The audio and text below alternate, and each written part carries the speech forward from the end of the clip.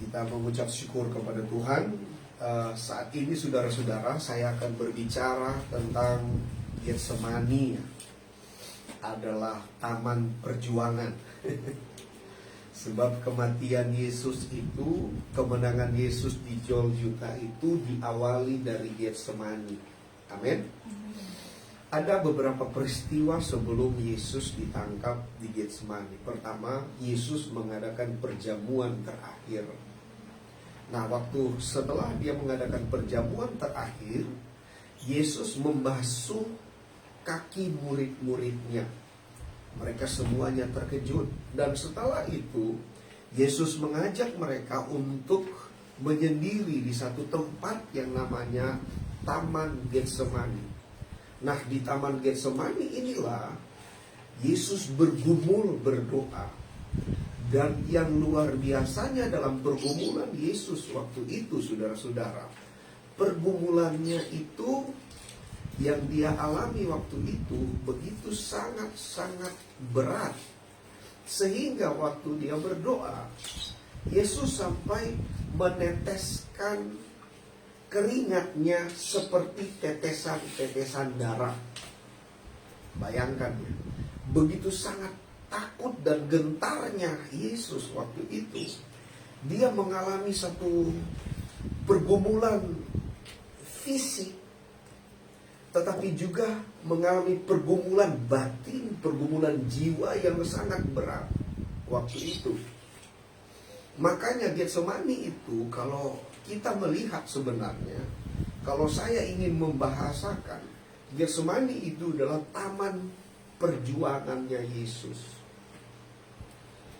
Sebab waktu dia memutuskan untuk melakukan apa yang Bapa kehendaki, itu diawali dari Getsemani. Amin.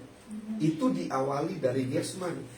Waktu Yesus berdoa itu 3 kali. 3 kali dengan doa yang sama. Nanti kita akan lihat sama-sama. Yesus berdoa dengan doa yang sama sebanyak 3 kali. Berapa kali? 3 kali. Yesus doa dengan doa yang sama. Artinya kalau dia sampai mengulang doa itu, doa yang sama, berarti doanya itu sangat penting, sangat urgen bagi dia untuk didengarkan oleh Tuhan. Dan doanya itu sangat pendek. Inilah doa Yesus yang paling pendek. Dalam pergumulan yang berat, doanya pendek. Nah, kita pun kalau bergumul sebenarnya doa kita tidak panjang-panjang. Lebih banyak tangisan daripada doa kita kalau kita ada dalam pergumulan. Nah, saudara yang saya kasih, ini merupakan hal yang sangat penting untuk kita cermati bersama-sama. Sebelum Yesus Kristus untuk mencapai puncak di Bukit Golgota atau di Bukit Tengkorak, Yesus mengawali itu dari Taman Getsemani, taman perjuangan, atau taman, kalau saya namakan juga taman perjuangan itu, Taman Getsemani itu adalah taman kemenangannya Yesus. Sebab di Getsemani itulah titik balik dari rencana Bapa terrealisasi melalui diri Yesus. Tanpa pergumulan Yesus di Getsemani, tidak ada titik balik terjadi. Tapi karena ada Getsemani, maka terjadilah titik balik dari rencana Tuhan untuk terrealisasi melalui dirinya Yesus. Nah, apa yang membuat Yesus, rencana Bapa ini terrealisasi melalui dirinya Yesus, saudara-saudara? Itu pertama-tama melalui doa. Katakan sama-sama doa. Doa. Yang kencang bilang doa. Doa. Jadi kita mengerti bahwa untuk menang terhadap pergumulan hidup, titik awalnya adalah Getsemani, atau yang namanya doa.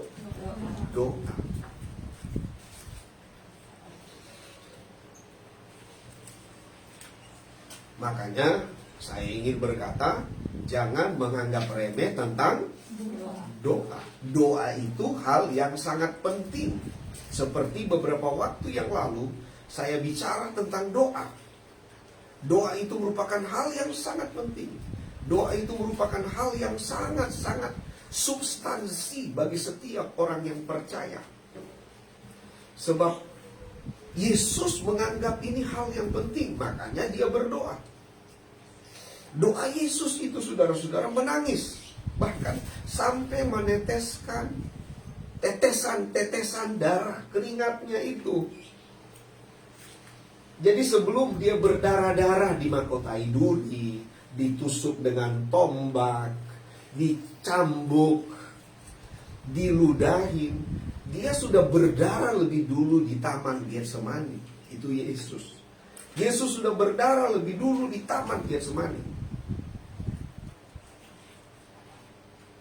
Haleluya. Amin. Jadi penting sekali untuk kita perhatikan hal ini. Karena 2000 tahun yang lalu tadi malam Yesus bergumul di Getsemani. Nah, waktu pagi-pagi, waktu mau subuh saudara-saudara, datanglah orang-orang yang akan menangkap dia.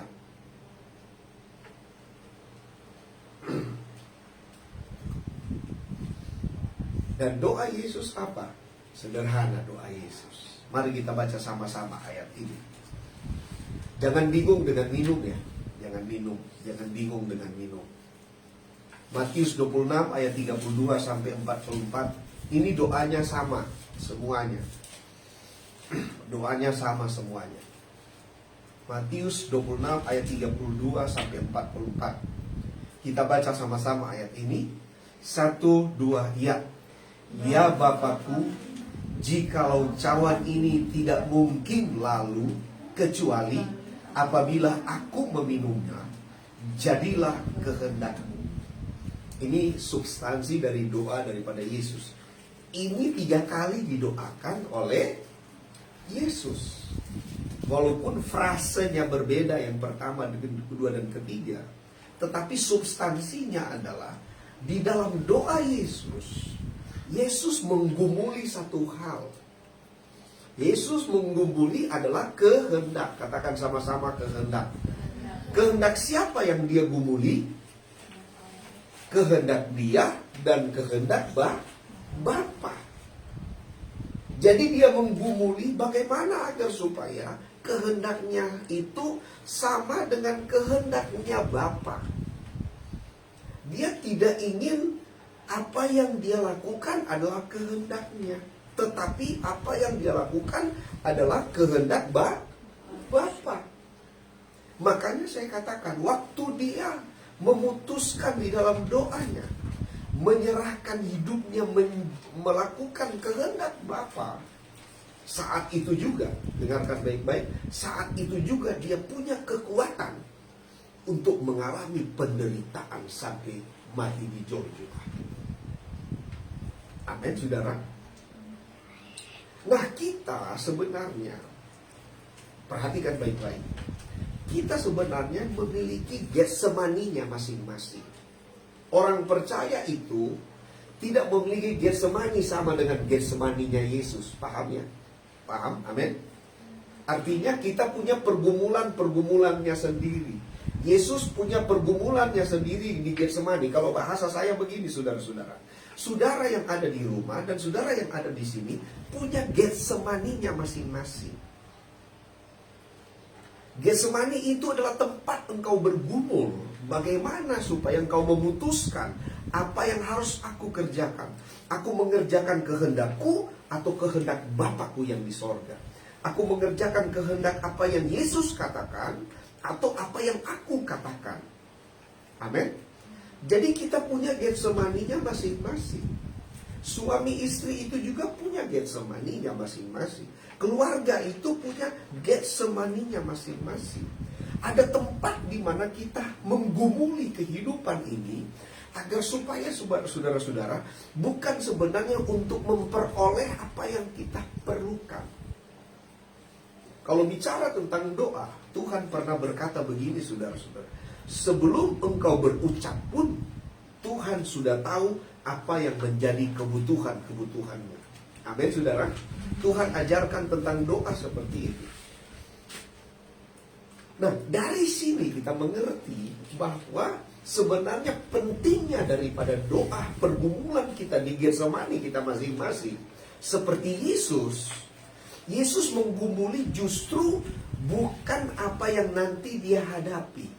Yang dia gumuli adalah bukan kehendakku yang terjadi, tetapi kehendak Bapa lah yang terjadi.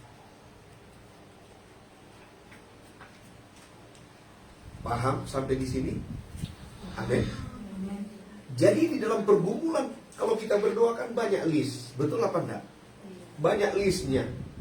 Sehat, suami diberkati, anak-anak punya masa depan cerah, anak-anak jadi anak yang baik, tidak suka hoax, tidak suka bohong, tidak melawan orang tua. Ada banyak list.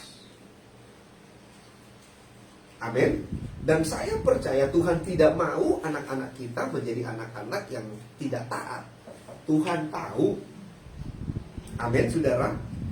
Tapi pergumulan kita sebenarnya di Getsemani kita masing-masing seharusnya berada pada titik ini, saudara. Titik di mana kita harus cari kehendak Tuhan, supaya kehendak Tuhan itu terrealisasi. Sebab apa? List-list doa kita Tuhan sudah tahu. Bahasa kasar saya begini, saudara. Saudara tidak perlu sebutkan engkau butuh beras. Saudara tidak perlu sebutkan engkau butuh masa depan, biaya uang sekolah anak. Tidak perlu disebutkan itu. Tuhan sudah tahu. Yang penting adalah pergumulanmu bagaimana kita bisa mengerjakan kehendak Bapa. Kalau Yesus berdoa demikian, saya percaya pun kita seharusnya berdoa seperti itu. Amin. Yesus saja berdoa begitu kok. Dan waktu dia menghadapi kesulitan dalam perjalanannya dari Taman Getsemani ke rumahnya Herodes, ke tempatnya Pilatus, dan kemudian dihakimi oleh para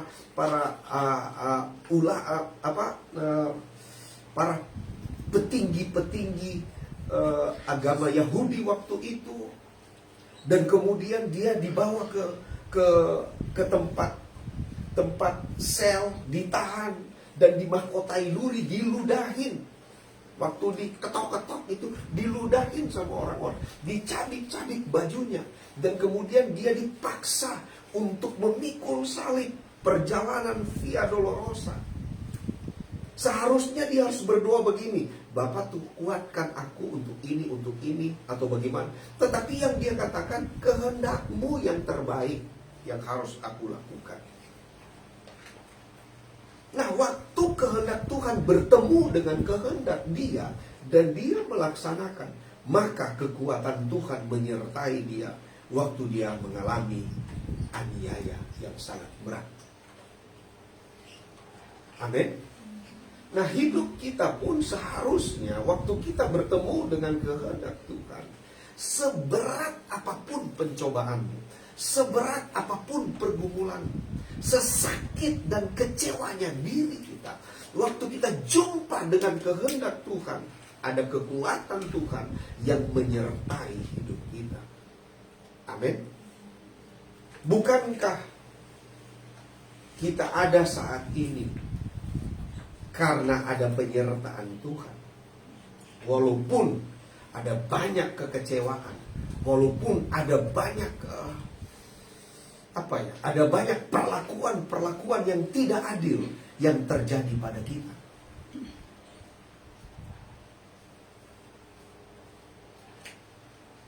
Haleluya.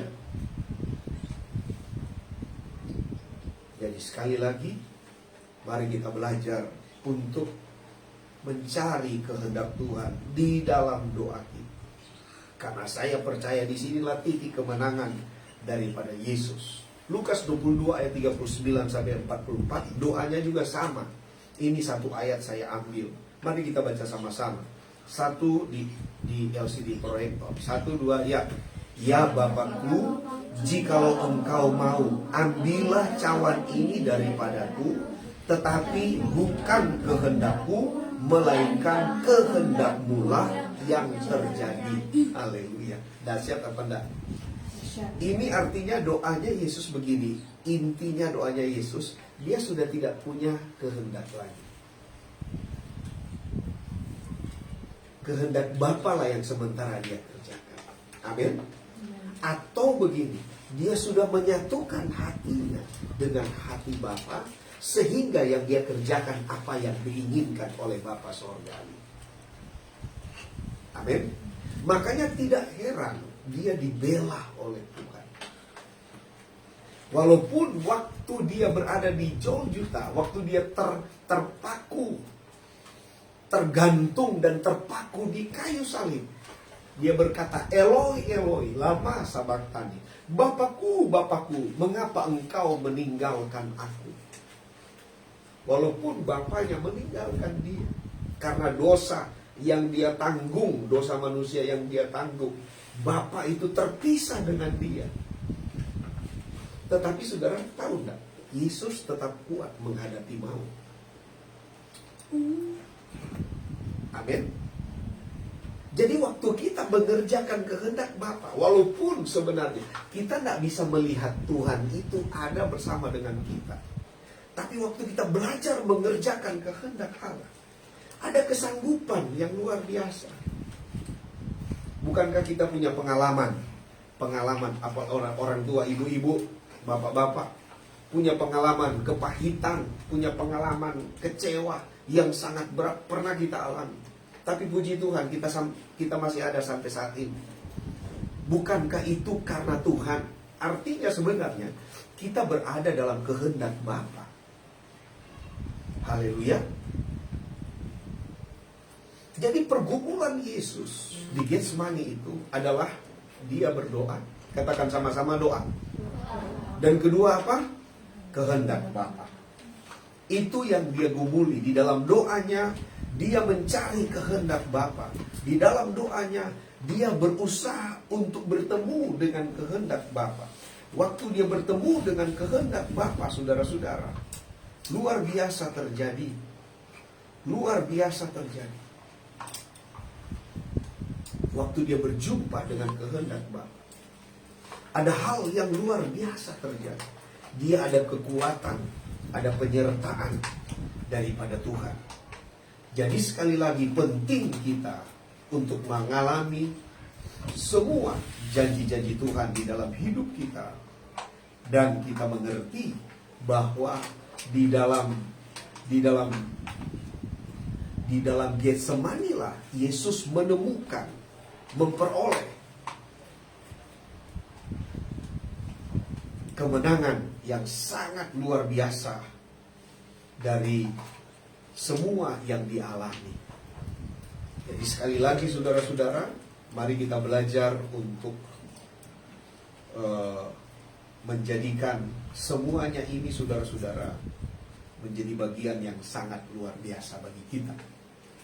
Jadi Getsemani itu, sekali lagi, Getsemani itu merupakan tempat di mana Yesus mengalami kemenangan awal sebelum dia mencapai Golgota, sebelum dia bertemu dengan orang-orang yang menyakiti dia, sebelum dia bertemu. Jadi itu diawali dari Getsemani. Jadi Getsemani ini merupakan hal yang sangat penting untuk kita perhatikan. Getsemani ini merupakan hal yang penting untuk kita belajar. Kenapa Yesus bisa kuat? Kenapa Yesus bisa mencapai kejayaan di dalam pelaksanaannya terhadap kehendak Bapa?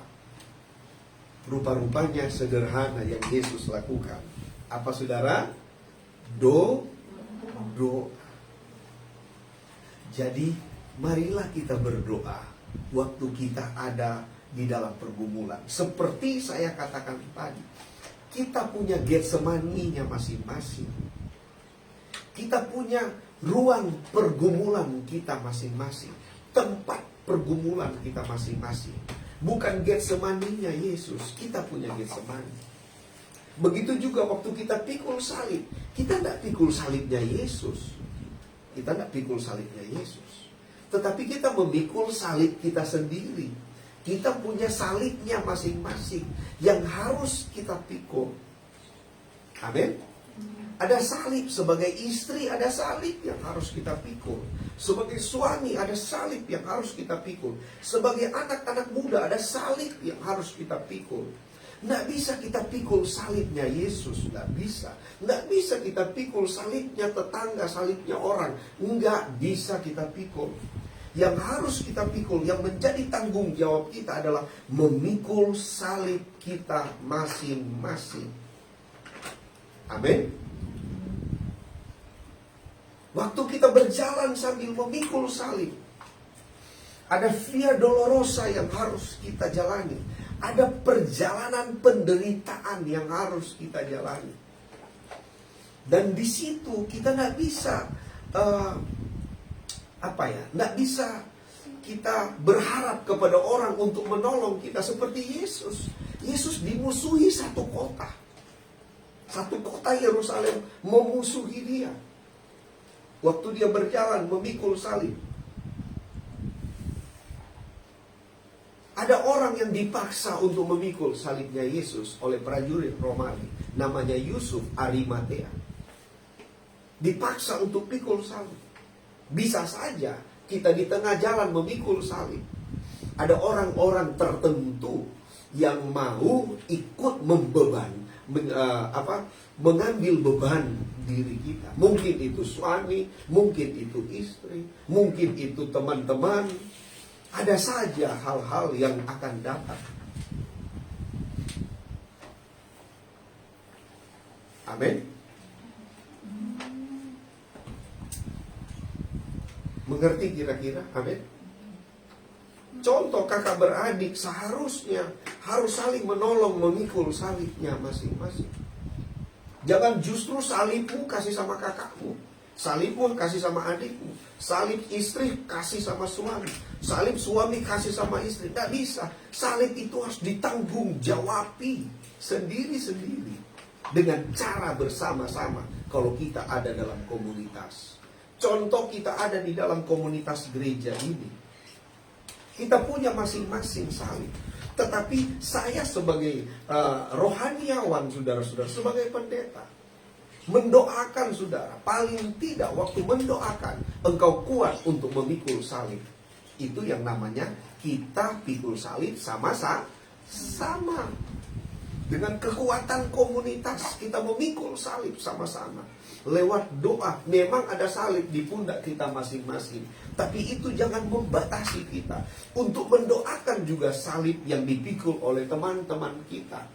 Untuk memberikan semangat kepada saudara-saudara kita yang berjalan di perjalanan via dolorosa. Untuk memberikan kekuatan kepada teman-teman supaya dia dapat mencapai puncak dari kehendak Tuhan.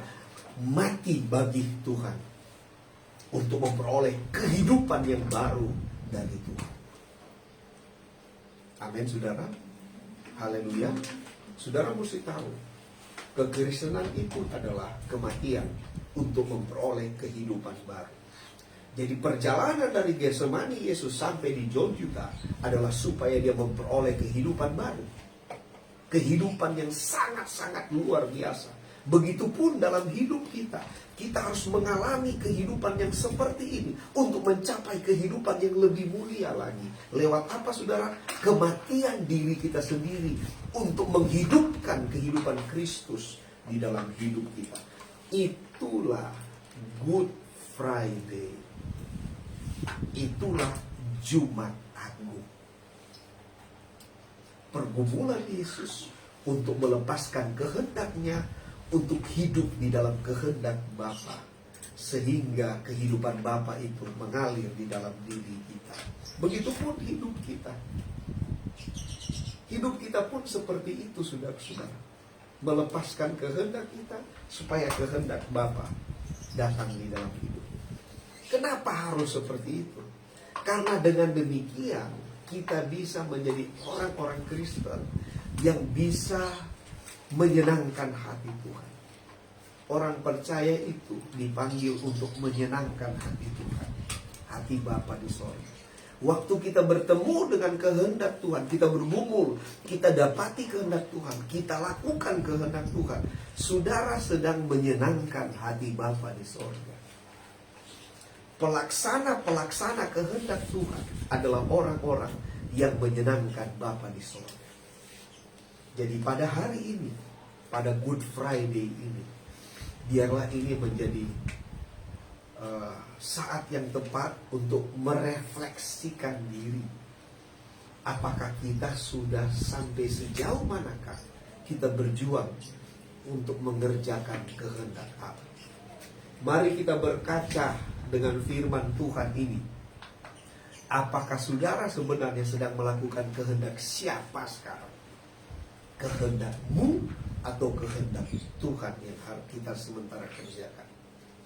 Dan saya percaya, saya mengaku saudara, saya mengaku, karena saya sering berapa tahun ini saudara-saudara, saya sering bertemu dengan ayat-ayat tentang kehendak Bapa. Dan waktu saya melihat firman Tuhan dan berkaca, saya banyak kali melakukan kehendak saya, bukan kehendak Bapa. Artinya, saya banyak kali menyakiti hati Bapa daripada menyenangkan hati Bapa. Jadi saya belajar terus. Dan saya mendorong kita semua, mari kita belajar sama-sama. Membangun kehidupan yang menyenangkan hati Bapa. Lewat apa saudara-saudara? Lewat kebenaran firman Tuhan yang selalu kita belajar pada setiap pertemuan kita. Bagaimana hidup kita dirubah oleh Tuhan. Untuk memfokuskan, untuk melayani hati Tuhan, untuk melayani perasaan Tuhan, supaya Dia disenangkan, Dia dimuliakan melalui hidup kita. Dan itu diawali dari Getsemani. Haleluya. Amin. Nah, kita punya Getsemani sekali lagi masing-masing. Kita punya perjalanan Via Dolorosanya masing-masing. Kita punya salibnya masing-masing. Dan kita punya kematiannya masing-masing. Dan berikut, kita punya kehidupannya masing-masing. Jadi kita punya masing-masing perjalanan. Tapi kita akan bertemu di salib itu. Sebab di salib itu bukan hanya kematian, tapi di salib itu ada kehidupan. Kehidupan yang kekal. Mari kita berjumpa sama-sama di salib itu. Haleluya, puji Tuhan. Tuhan Yesus memberkati kita semuanya. Mari kita nyanyikan pujian.